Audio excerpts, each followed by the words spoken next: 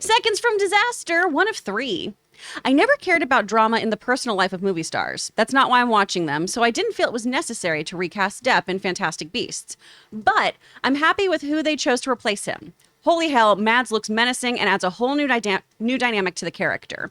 This should have been the casting from the start. I agree. What are your thoughts now that we have a look at him in the trailer? I mean, I get it from a movie studio's point of view. Because if you're, let's take people out of it, okay? If you have something in your product that is going to hurt the reputation and sales of your product, then you change that thing out of your product and you put something else in. It's just that simple. Yep.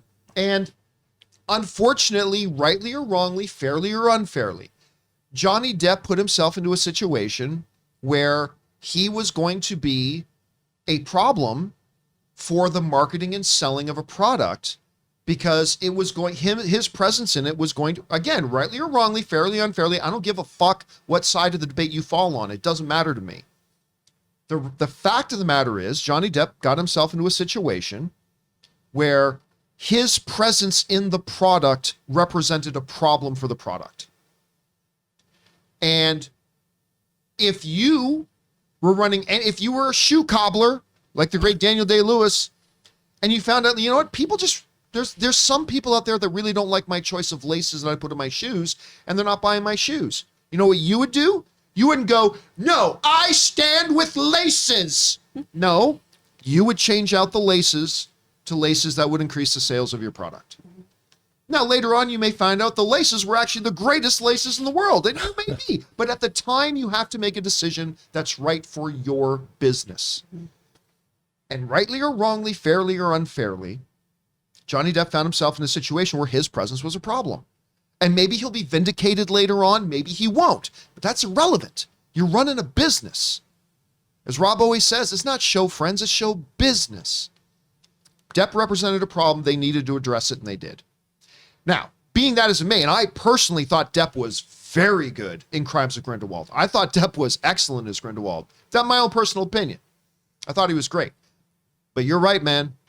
If you gotta replace him, that I can't imagine a better choice than that. Well, I don't know, Robert, what do you think? I agree with you. And you know, the thing about Mads Mikkelsen, though, is as much as he's never, I don't think, ever turned in a bad performance. I mean, if you watch the Danish movies like The Hunt or Another Round, which he was terrific in, he goes all the way back to Casino Royale in 2006 in terms of being in a high visible movie.